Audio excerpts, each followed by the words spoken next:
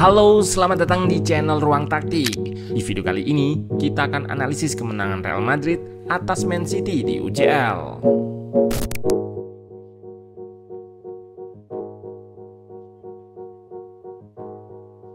Pep Guardiola harus merasakan pahitnya tersingkir pertama kalinya sebelum masuk 16 besar.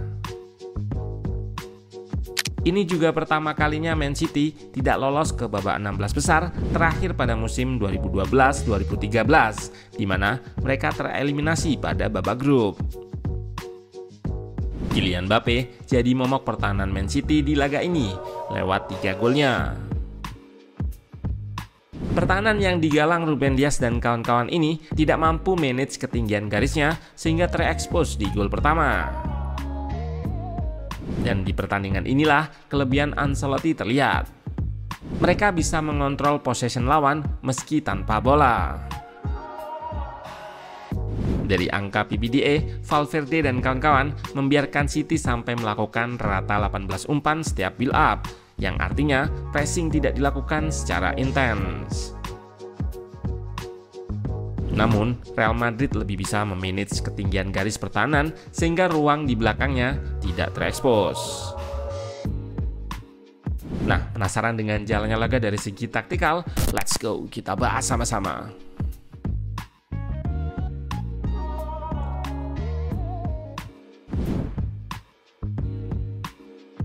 Di kubu tuan rumah, Ancelotti tidak melakukan banyak pergantian. Tchouaméni dikembalikan sebagai gelandang setelah sebelumnya menjadi center back bersama Asensio. Formasi di atas kertas 4-4-2 dengan duet Mbappe dan Vinicius Junior. Di kubu tim tamu, Pep Guardiola melakukan beberapa pergantian. Marmos di atas kertas start sebagai false nine menggantikan Haaland yang cedera, berduet bersama Savinho di depan. Mereka ditopang Gundogan di belakangnya. City start dengan 3 gelandang, yaitu Nico Gonzalez, Phil Foden, serta Bernardo Silva. Meski di atas kertas bermain dengan 4-3-1-2, namun Man City build up dengan beberapa variasi. Terlihat di sini, lini depan diisi Marmos, Savinho, Foden dan Gundo di belakangnya.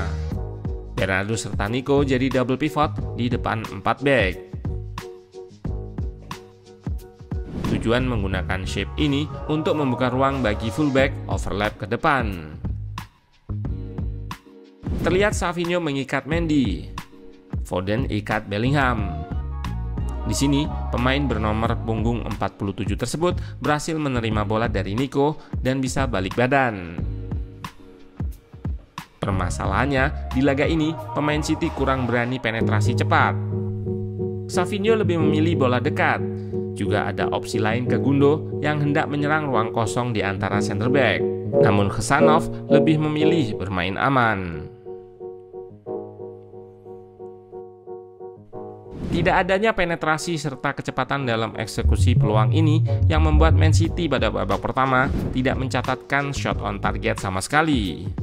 Tendangan pun hanya 1 kali berbanding 7 milik tuan rumah.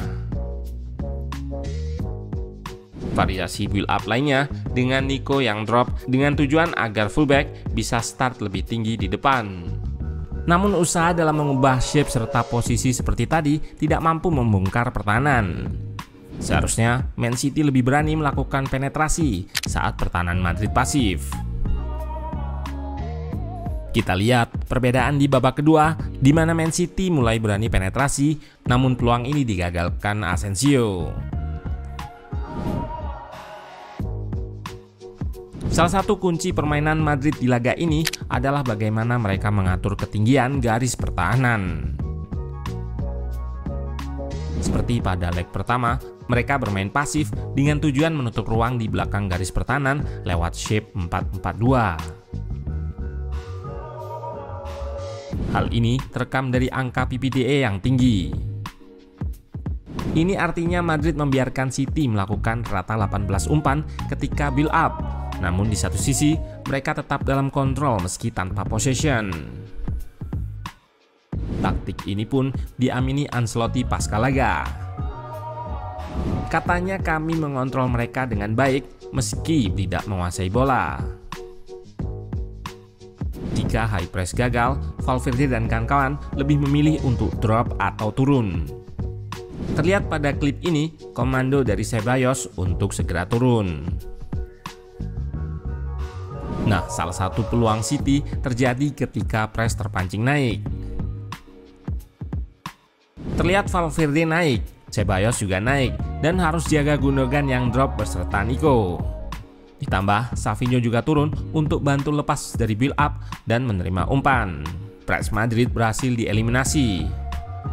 Savinho di depan mengekspos pertahanan Madrid saat transisi. Beruntung, Asensio mampu memberikan tackle bersih ke Marmoush. Hal ini sangat kontras dengan Man City yang tidak mampu mengontrol garis pertahanannya serta terlalu empuk dalam bertahan. Di awal pertandingan, situasi ini langsung diekspos lewat gol pertama. Memanfaatkan lemahnya pressing di depan, namun garis pertahanan City tetap tinggi. Asensio dengan akurasi umpannya yang baik mampu mengirimkan bola akurat yang jatuh tepat di belakang backline. Lewat kecepatannya, Mbappe memenangkan bola dan hanya menyentuh satu kali menggunakan chip guna membuat bola melewati kepala Ederson. 1-0.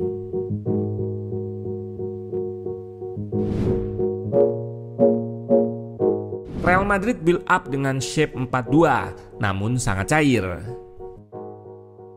Di momen ini, terlihat awal shape 4-2, namun Bellingham melebar, dan Vini drop untuk mengurai marking lawan, serta bantu build up. Selain rotasi posisi seperti tadi, Bellingham dan kawan-kawan memanfaatkan lemahnya pressing City untuk progresikan bola ke depan. Terlihat di sini Asensio mencoba melakukan dribble progresi ke depan. Dilanjutkan dengan Valverde ke Bellingham dan para pemain lawan gagal merebut bola.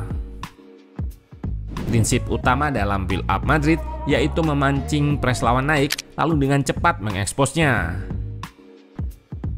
Skema ini juga yang terlihat pada gol kedua. Kembali di sini lemahnya pressing Man City ketika Mendy membawa bola. Para pemain terpancing naik dan Tchouaméni melakukan switch untuk melewati. Bola dilanjutkan ke Bellingham yang kembali tanpa press agresif meski terkepung, sehingga ia bisa menerima bola dan balik badan. Terupas ia berikan ke Vini, dilanjutkan ke Rodrigo. Kombinasi pemain depan ini berakhir ke Mbappe yang melakukan skill individu, mengelabui Guardiola serta Ederson. 2-0. Gol-gol Madrid ini selain membuktikan lemahnya pressing lawan, juga menguatkan bahwa anak asuh Ancelotti bisa melakukan build up pendek sebelum melakukan penetrasi dengan cepat. Hal ini yang tidak bisa dilakukan Man City. Meski juga terkenal melakukan build up pendek, namun kecepatan penetrasi jadi masalahnya. Sang tuan rumah sangat mampu bermain build up ataupun transisi cepat seperti di gol ketiganya. Memanfaatkan buruknya koordinasi Man City ketika transisi. Meski sudah reshape atau kembali ke bertahan, namun posisi terlihat masih belum ke pos aslinya. Terlihat komunikasi dilakukan agar Guardiola balik untuk menjaga Mbappe, namun nggak dilakukannya. Ruang dan waktu dimiliki striker asal Prancis tersebut dan tidak ia sia-siakan dengan melakukan cut inside lalu menembak tepat di pojok gawang Ederson tanpa gangguan berarti dari bek-bek Man City. Hat-trick. Cara bertahan pasif Ancelotti kuncinya ada di kontrol ruang. Dengan tidak press agresif naik, maka ruang di depan bek relatif terjaga dan Man City juga kesulitan menyerang lewat sayap. Anak asuh Pep Guardiola sendiri baru bisa memperkecil ketertinggalan di menit-menit akhir lewat free kick. Ini menunjukkan bahwa di laga ini Pep kalah dalam segalanya. Possession yang dilakukan timnya semu karena dikontrol Ancelotti meski tanpa bola. Jenius.